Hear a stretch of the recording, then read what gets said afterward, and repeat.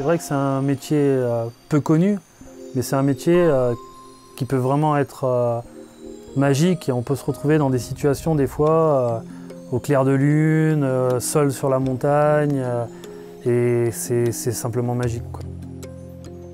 On produit de la neige de culture avec les enneigeurs en propulsant de l'eau et de l'air qui vont former des petites billes de glace qui vont après se cristalliser et former la neige.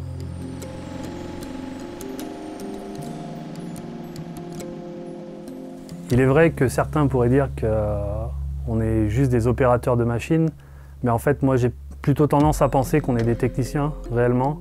C'est-à-dire qu'on touche à énormément de domaines, c'est très polyvalent, que ça peut être de l'électricité, de l'automatisme, de l'hydraulique, de la mécanique.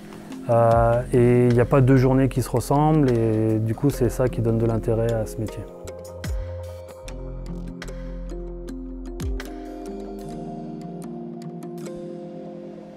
On contrôle la qualité de la neige pendant la production afin de garantir un plaisir de la glisse pour le client final.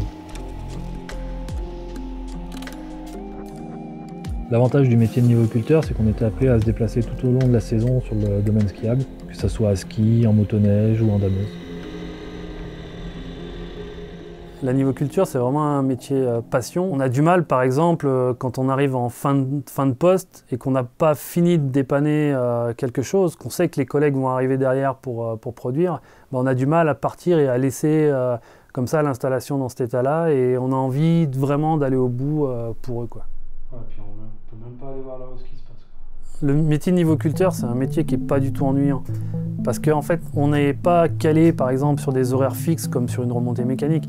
C'est-à-dire qu'on va vraiment, en fonction de la météo, cette lecture des courbes, des vents, des évolutions des isothermes, par exemple, ça va varier tout le temps. On va être là aux aguets pour voir si on va produire ou pas. Et c'est ça, en fait, qui va pimenter le travail. Et voilà, c'est ça qui donne l'attrait du métier. On fait jamais deux fois la même chose, on fait jamais 2 jours la même chose. Et c'est vraiment ça qui est passionnant dans ce métier.